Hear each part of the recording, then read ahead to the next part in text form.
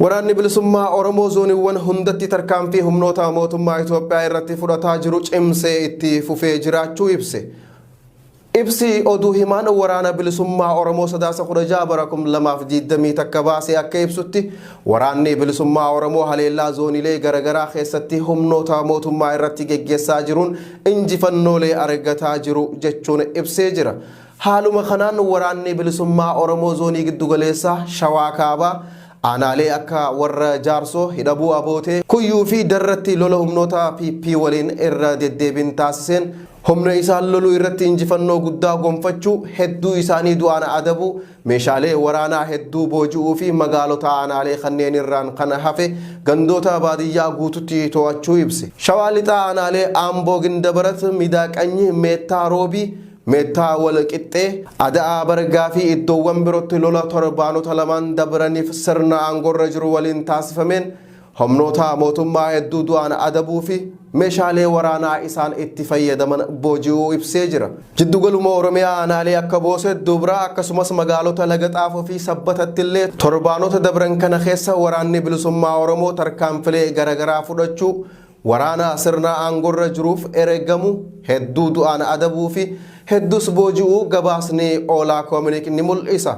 Sochii waraana bilisummaa Oromoo zoonii lixaa ilaalchisuun gabaasni bahee kun akka eerutti waraanni bilisummaa Oromoo godinaalee Wallaggaa afuranuu keessatti humnoota sirna aangorra jiru tiksan waliin lolatti kan jiru ta'uu himama. Horroo Guduruu aanaa Abbaay Coomman magaalaa Gabatee, Wallagga Bahaa aanaalee Jimmaa Arjoo fi Saasiggaa akkasumas iddoowwan garagaratti lolli geggeeffamuu kana ibsu gabaasni kun sochii naannichatti taasifamaa jiruun daandii Naqamtee Baakkoo dabalatee iddoowwan magaalaa Naqamtee guututti to'achuu fi isa dandeessisan qabatee jiraachuu ibsee jira.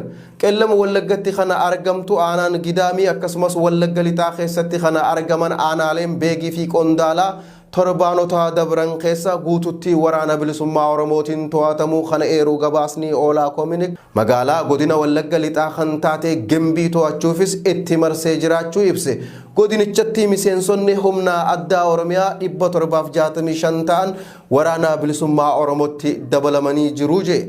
Sochii waraana bilisummaa Oromoo zoonii Kaabaa ilaalchisuun gabaasni bahee akka mul'isutti godina addaa sabaa Oromoo Walloo keessatti aanaaleen argaman humna walta'iinsa waraana bilisummaa Oromootii fi TDF hidhattoota hawaasa naannootiin dhuunfatamanii jiru. Aanaa Arxummaa Fursii bakka Ciraa jedhamutti humna raayyaa ittisa biyyaa barbadeessuun meeshaalee waraanaa gurguddoo booji'uu kan ibse Uwaboon aanaalee Dawwaa, Caffaa, Jiillee, Dhummuugaa, Arxummaa Fursii fi magaalota akka Axaayee fi Sanbatee keessaa waraana sirna bilxiginnaa fi humnoota Amaaraa waloon qulqulleessuun gara magaalota godina Shawaa Kaabaa naannoo Amaaraa jala jiranii kan akka Shawaa Roobitii fi Dabra Biraan to'achuutti qajeeluu isaanii ibsee jira. Gama zoonii Kibbaatiin aanaalee Gooroo Doolaa fi Wadaraa jidduutti lolli geggeeffamuu lola tureen humnoonni mootummaa 20 ajjeefamuu fi 8 madaa'uu hima gabaasni kun. Sochiin magaalaa Nageellee guututti to'achuuf taasifamus itti fufuu kan ibsu gabaasichi aanaa Liiban iddoowwan Mugaayyoo fi Dhagaa Qallaa jedhamanittis lolli turuu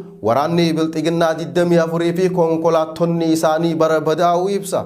Sochiin waraanni bilisummaa Oromoo zooniiwwan lixaa jiddugaleessa Kaabaa fi Kibbaa Oromiyaatti taasisu kun gara Baha Oromiyaattis babal'atee jira. Baha Oromiyaa aanaa mi'eessotti tarkaanfii humni furugaatu waraana bilisummaa Oromootiif bana fudhateen waraanni bilxiginnaa 20 caalan barbadaa'uu kana eeruu gabaasi. Waraanni bilisummaa Oromoo meeshaalee waraanaa booji'uus ibsee jira. Tarkaanfii aanaa mi'eessotti fudhatame kana BBS hoogganaa waraana bilisummaa Oromoo damee Carcar hambisaa seenaa